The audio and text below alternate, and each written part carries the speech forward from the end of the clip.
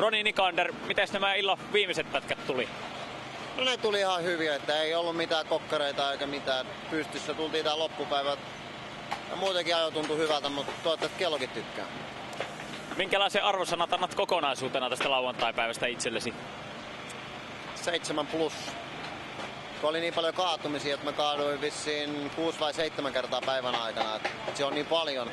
Ne kaikki tuli siihen aamuun, ne kämmit, että loppupäivä tuli paremmin, mutta se näkee heti ajoissa sitten, että tekee virheitä. Mutta kovalla tsempillä huomiseen. Kyllä, samalla lailla kuin perjantaina. No niin, Jari Mattila, sitkeästi vaan edelleen 3 joukossa. Teillä oli kova 5 miehen taistelu 3. paikasta tänään, mutta edelleen 3 kärjessä. Miten päivä kokonaisuutena meni? No aamupäivä oli aika vaikeeta ja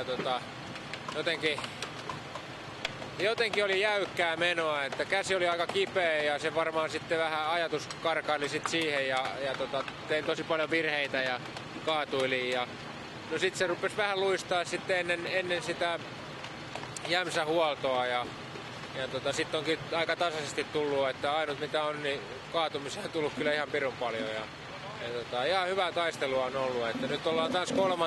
että ihan mukava mennä nukkua sitten. Mites pyörä? No pyörä on pelannut kyllä ihan todella hienosti, että ei ole mitään ongelmia ollut ja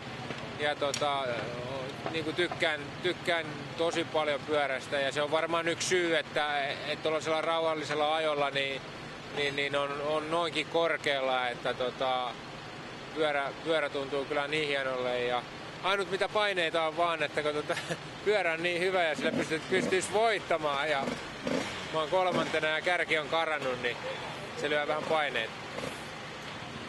Kevyt kurkkaus huomiseen. Mitkä pätkät mielestäsi ratkaisee tämän kilpailun huomenna?